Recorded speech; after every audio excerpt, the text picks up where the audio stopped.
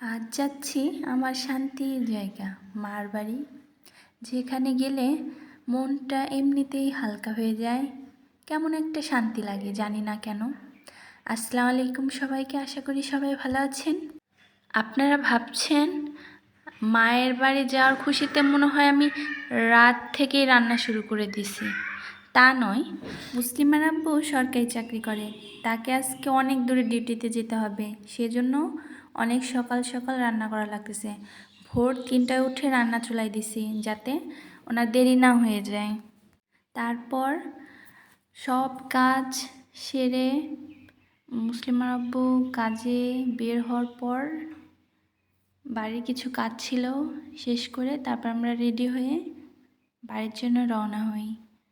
মুসলিমা তো খুব খুশি যে নানু বাড়ি যাব, সেজন্য। নানি আমাদের বাড়ি ছিল, সেজন্য নানিকেও সাথে করে নিয়ে গেলাম।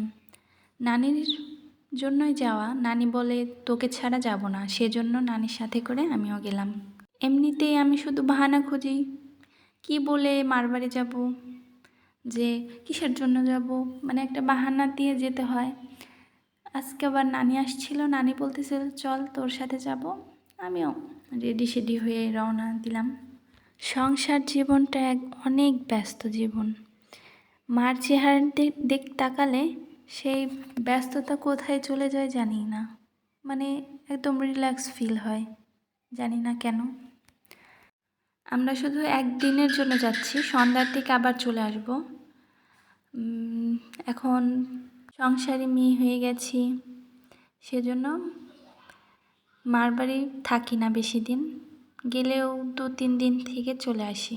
আর আজ থাকবো না, সারাদিন থেকে সন্ধ্যার দিক চলে আসব। এই যে আমার মার বাড়ি, আসার সাথে সাথেই আম্মু এতগুলো আম কেটে দিল আর গমের আটার রুটি বানাইছিল, সেটা দিয়ে। আমি রুটি তেমন খাই না, একটাই নিলাম। আর এদিকে অনেক কিছু রান্না করছিল, ভাজি, মুরগির মাংস, খাসির মাংস আমরা আসার আগেই রান্না করে রাখছিল।